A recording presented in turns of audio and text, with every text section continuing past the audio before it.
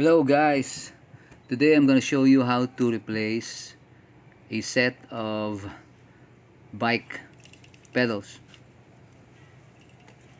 And the first thing that I'm going to do is to lubricate the connection between the crank and the pedals.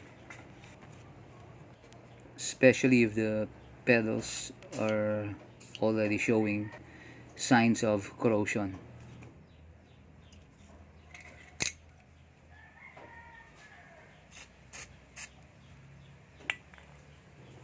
And then the next thing to do is to position the bike upside down. This position is going to make it a lot easier for us to work with both pedals. Do not forget to provide something soft enough to protect the cockpit components from getting scratches, like this pair of flip-flaps.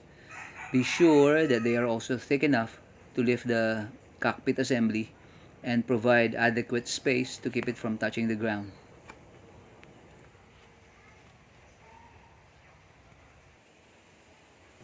We can now start loosening both pedals. Remember that the left pedal is loosened by turning it clockwise instead of the usual counterclockwise.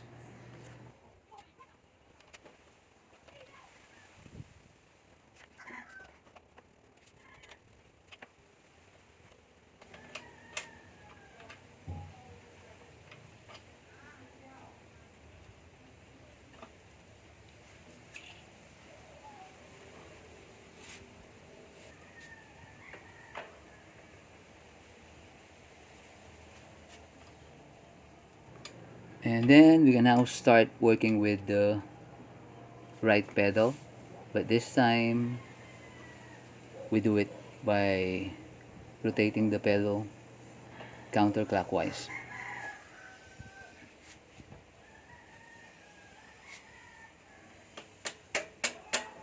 Just like what we did a while ago.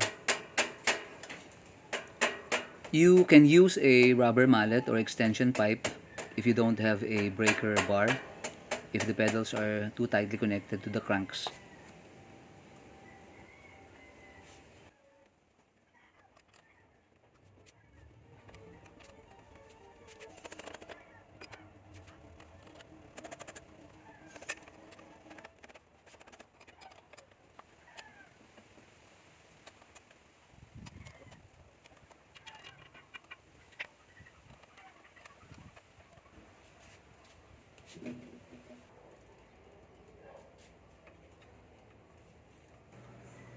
This is now the best time for us to clean the thread of both cranks.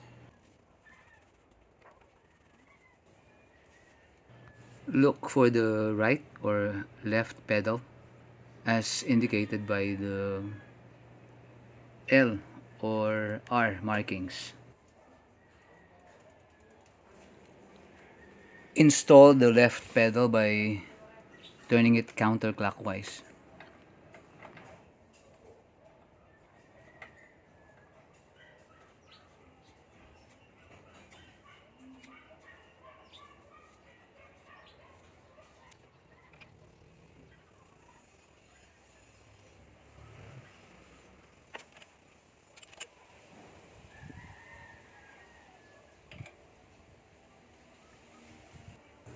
And now we are ready to install the right pedal.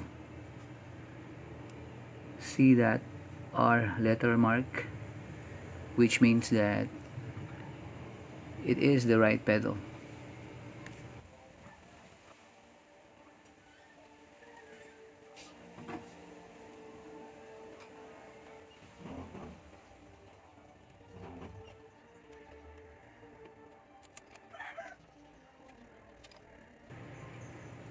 Be sure that both pedals are adequately tightened before using the bike again. And now we are ready to hit the road again. Thanks for watching. Enjoy riding. Cheers.